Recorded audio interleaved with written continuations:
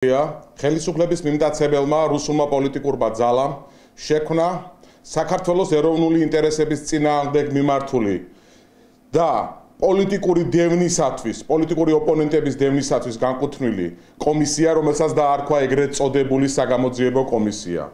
დევნის ფაქტები ცალსახაა და ყველა ვხედავთ, რომ ძლიერი საქართველოს ლიდერებზე მიმდინარეობს დევნა. მე მინდა საზოგადოებას უთხრა, რომ ყველამ კარგად ვიცით, გარკვეული პირთა ჯგუფი შეიკრიბა პარლამენტში და საკუთარ თავს ჯერ პარლამენტი დაარქვეს.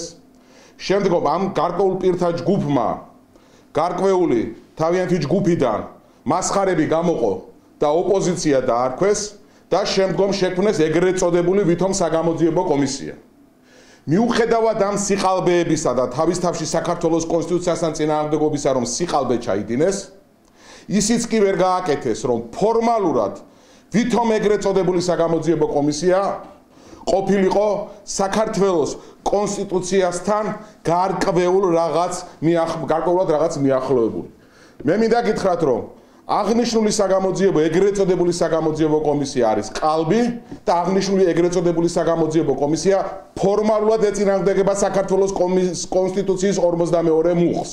ვინაიდან საქართველოს კონსტიტუცია საუბრობს, რომ წევრთა ხაზგასმით ვასაუბრობ, კომისიის წევრთა ნახევარი უნდა იყოს ოპოზიციაში. მე ვთქვი, რომ ეგრეთ წოდებულ მასხარებს დაარქვეს ოპოზიცია, მაგრამ აქედანაც რომ გამოვიდეთ, მაინც არ არის 50% ამ შემთხვევაში ოპოზიციური, ვითომ ოპოზიციური წევრებისა.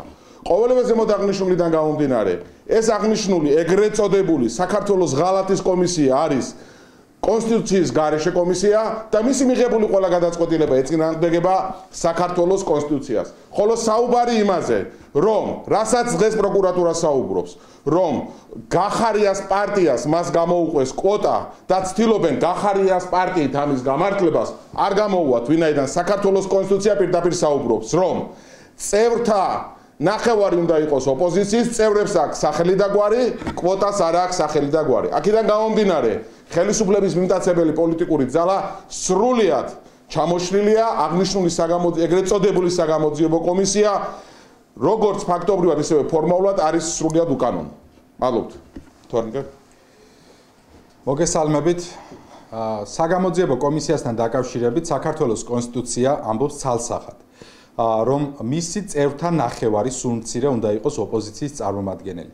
მიუხედავად იმისა, რომ გარკვეულ წევრებს ქართული ოცნებისგან დაარქვეს ოპოზიცია და ისე შეიყვანეს დროებით საგამოძიებო კომისიაში, დღესაც 8 წევრიდან 5 არის ქართული ოცნების წარმომადგენელი. შესაბამისად, ის თავყრილობა, რომელიც იმართება საქართველოს პარლამენტში, არ შეიძლება სამართლებრივად, კონსტიტუციურად მოიხსენიოთ როგორც საგამოძიებო კომისია, რადგანაც ფორმალურ და სამართლებრივ ლეგიტიმაციას არის მოკლებული.